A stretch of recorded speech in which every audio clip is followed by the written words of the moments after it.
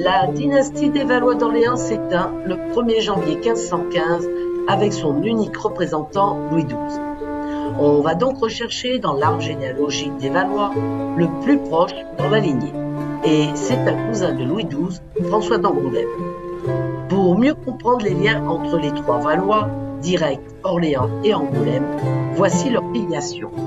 Charles V, fils de Jean II, petit-fils de Philippe VI, le premier de la dynastie des Valois, est le lien entre ces trois branches. C'est donc le roi emblématique de la Renaissance, François Ier, qui monte sur le trône et gouverne de 1515 à 1547.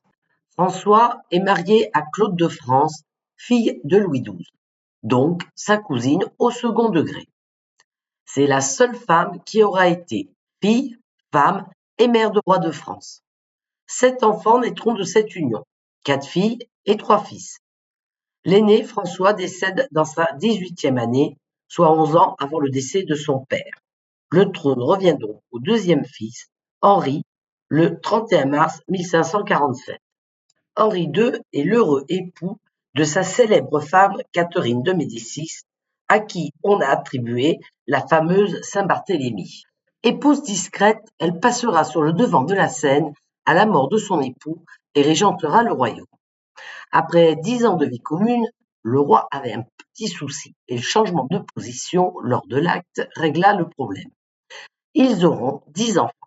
Pas mal pour un couple qui ne s'aimait pas.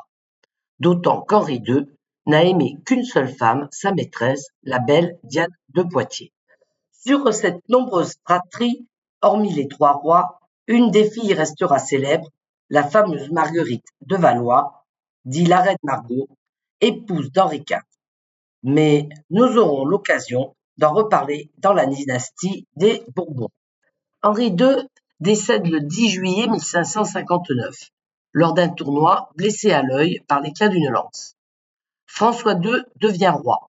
Il est âgé de 15 ans. Son règne sera de courte durée, 1 an et 5 mois.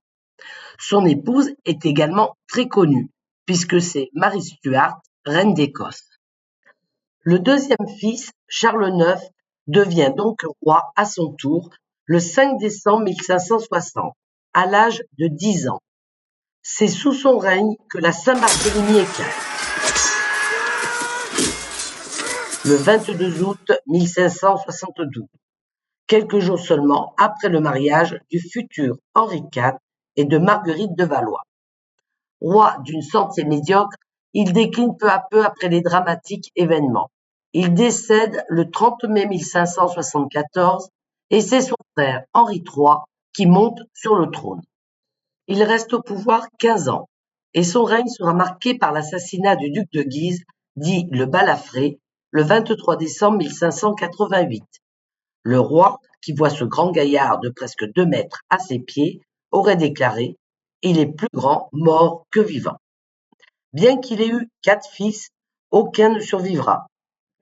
Il est assassiné par Jacques Clément le 2 août 1589. La lignée des Valois s'achève. Toutes les ressources de l'arbre généalogique sont épuisées. Henri III le sait et désigne comme héritier un Bourbon protestant, Henri de Navarre. La dynastie des Valois d'Angoulême s'achève et laisse la place à la dynastie des Bourbons avec Henri IV.